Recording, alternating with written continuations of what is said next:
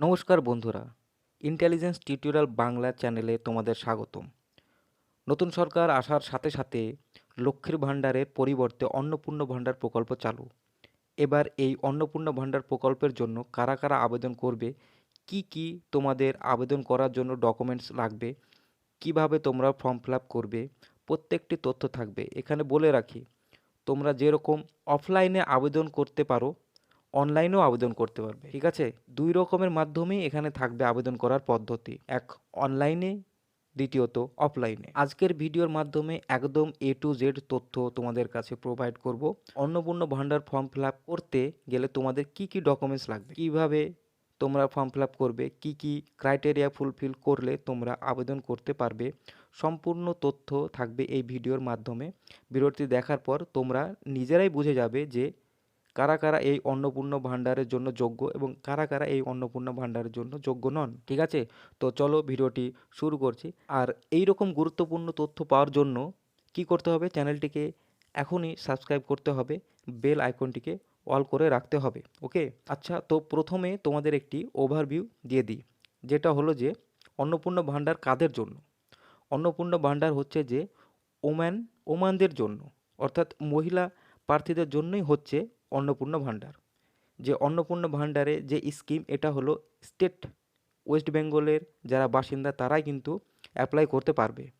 Benefit অ্যামাউন্টেড কত, যেখানে 3,000 টাকা প্রতি মাসে এই প্রকল্পের মাধ্যমে সরকার থেকে প্রদান করা হবে। এবং এখানে অ্যাপ্লিকেশান মোড যেটা অনলাইনে থাকবে, অফলাইনেও থাকবে। ঠিক আছে, তবে সেন্ট্রাল গভর্নমেন্টের যে কোনো স্কিম যখনই হয় সেটা কিন্তু অনলাইনের মাধ্যমে হয়, তবে অনলাইনের মাধ্যমে সেটা কিন্তু হাই চান্স রয়েছে। তারপরেও তোমাদের অফলাইনের মাধ্যমেও কিন্তু নেওয়া হবে, কারণ অনেক গ্রাম অঞ্চল আছে যারা কিন্তু অনলাইনের মাধ্যমে জানে না। ঠিক আছে, তো সেক্ষেত্রে তাদের সুবিধার্থে কিন্তু অফলাইনের মাধ্যমেও করা হবে। তো এবার চলো পরবর্তী আমরা চলে যাই। পরবর্তী হচ্ছে যে এখানে আবেদন করতে গেলে দেখো কিছু ব্যাপার তোমাদের এখানে বলে রাখি। First, applicant may need to visit official website, অর্থাৎ অফিসিয়াল ওয়েবসাইটে ভিজিট করতে হবে প্রথমে।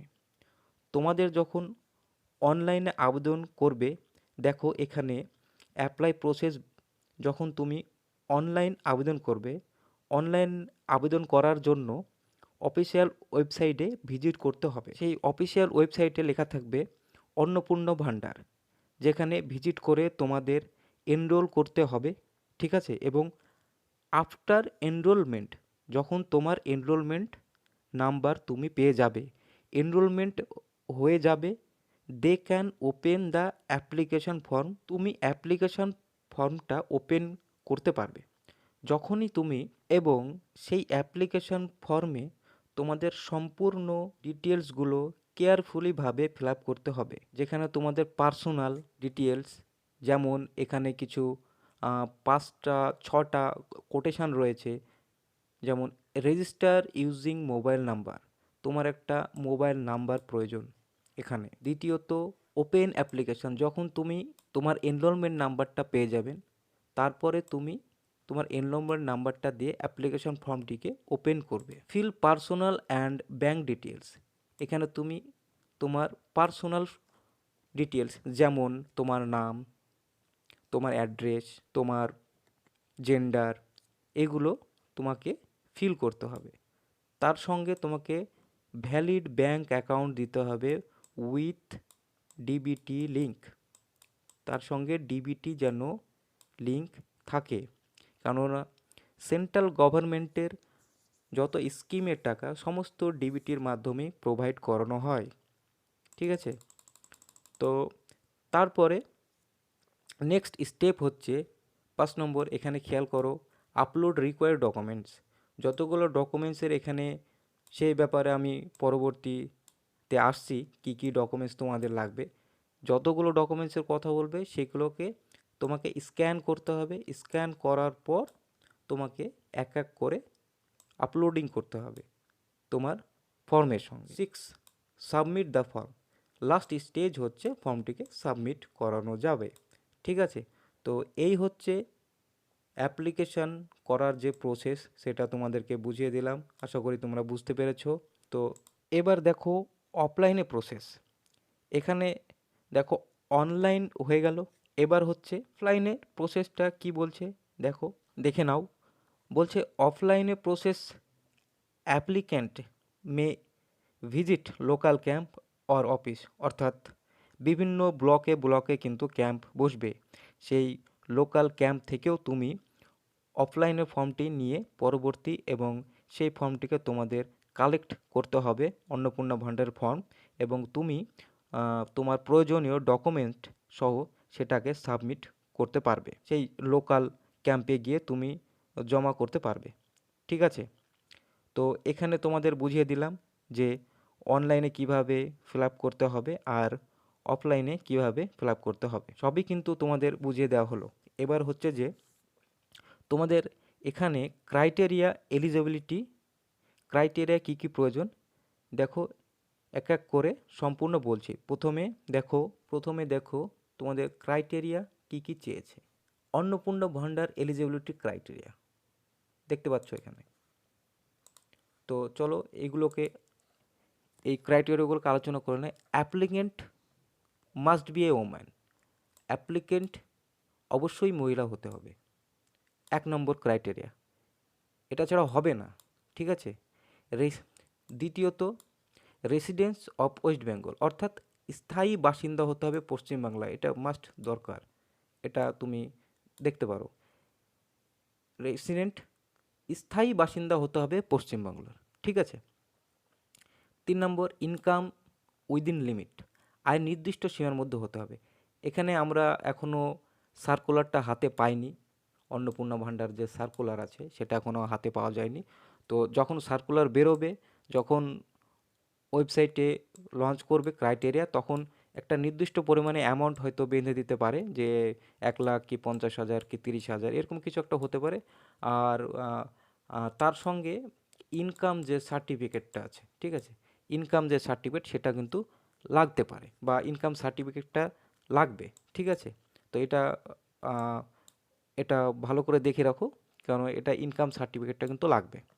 অ্যাক্টিভ ব্যাঙ্ক অ্যাকাউন্ট, যে অ্যাকাউন্টটা তোমার চালু আছে, অ্যাক্টিভ ব্যাঙ্ক অ্যাকাউন্ট কিন্তু প্রয়োজন। ঠিক আছে, অ্যাক্টিভ ব্যাঙ্ক অ্যাকাউন্ট উইথ তার সঙ্গে ডিবিটি লিঙ্ক কিন্তু থাকা যায়, কারণ এটা এবার ডাইরেক্ট ব্যাঙ্ক অ্যাকাউন্টে কিন্তু টাকা ব্যাঙ্ক অ্যাকাউন্টে কিন্তু দেবে না, এটা দেবে এখন যে ক্রাইটেরিয়া কেন্দ্র সরকারের, সেই ক্রাইটেরিয়া অনুযায়ী তুমি টাকা পাবে। তার জন্যে ডিবিটি লিঙ্ক কিন্তু প্রয়োজন। ঠিক আছে, এটা অবশ্যই খেয়াল রেখো। আধার লিঙ্ক ব্যাঙ্ক অ্যাকাউন্ট, আধারের সঙ্গে লিঙ্ক থাকতে হবে, এই কথাটা এখনই বলছিলাম আমি কিছুক্ষণ আগে। তো ডিবিটি লিঙ্কটা করে নিও, যদি কারোরই না করা থাকে তো মোবাইল দিয়েই এখন ডিবিটি লিঙ্কটা করা যায়। ঠিক আছে, আধার কার্ডের ওয়েবসাইট গিয়ে এটা করে নিও। ভ্যালিড ডকুমেন্টস রিকোয়ার, 6 নম্বর, যে ডকুমেন্টসগুলো তুমি আপলোড করবে তোমার অন্নপূর্ণা ভাণ্ডার ফর্মের সঙ্গে, সেই ডকুমেন্টসগুলো কিন্তু ভ্যালিড হতে হবে। সেখানে কিন্তু কিছু ইনভ্যালিড, নামের বানান ভুল, কিংবা তুমি দেখো তোমার ডেট অফ বার্থ ঠিক আছে কিনা, এটা একবার দেখে নিতে পারো। দেখে নিয়ে ভ্যালিড যে ডকুমেন্টসগুলো লাগবে সেটা তোমাকে প্রোভাইড করতে হবে। 7 নম্বর, government employees not be eligible, এটা খুব ইম্পর্টেন্ট। গভর্নমেন্ট এমপ্লয়ি, যারা সরকারি চাকরি করে তাদের জন্য কিন্তু এটা না। ঠিক আছে, তারা কিন্তু এটাতে অ্যাপ্লাই করতে পারবে না, এখানে ক্লিয়ারলি বলে দেওয়া হয়েছে গভর্নমেন্ট এমপ্লয়ের জন্য এটা হবে না। 8 নম্বর, ওয়ান্স অ্যাপ্লিকেশন পারসন, একটা অ্যাপ্লিকেশন ফর শুধুমাত্র একজন মহিলার জন্য। ঠিক আছে, এটা ঠিক আছে। 9 নম্বর, এজ লিমিট 25+। ঠিক আছে, এজ লিমিটটা হচ্ছে 25 বছর প্লাস। তোমাকে অ্যাজ অফ 2026 এই তারিখে তোমাকে 25 বছরের বেশি হতে হবে। ঠিক আছে, তো এইগুলোই ছিল আপাতত অন্নপূর্ণা ভাণ্ডারের যে এলিজিবিলিটি ক্রাইটেরিয়া।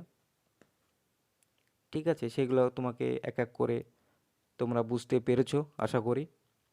তো after applicant you can check your application status, যখন তোমার এই সমস্ত ক্রাইটেরিয়াগুলো ফুলফিল হবে, তারপরে তুমি তোমার অ্যাপ্লিকেশান স্ট্যাটাস তুমি তোমার অনলাইনে চেক করতে পারবে। যেমন তুমি লক্ষ্মীর ভাণ্ডারে এর আগে চেক করতে, যুবসাথী যেভাবে অ্যাপ্লিকেশান চেক করতে পারতে, সেই রকম তুমি অ্যাপ্লিকেশনটা তোমার স্ট্যাটাস দেখতে পাবে। ঠিক আছে? তো আশা করছি ফর্ম ফিল আপ কীভাবে করতে হবে, কোথায় থেকে ফর্ম সংগ্রহ করতে হবে, কোন ওয়েবসাইটে দেখতে হবে, কী কী এলিজিবিলিটি ক্রাইটেরিয়া আছে, সব কিছু এক এক করে তোমাদের বোঝাতে পেরেছি। ভিডিওটা যদি ভালো লেগে থাকে, ইনফরমেটিভ বলে মনে হয়, তো চ্যানেলটিকে একটু সাবস্ক্রাইব করে দেবে। Thank you. নেক্সট ভিডিওতে দেখা হচ্ছে।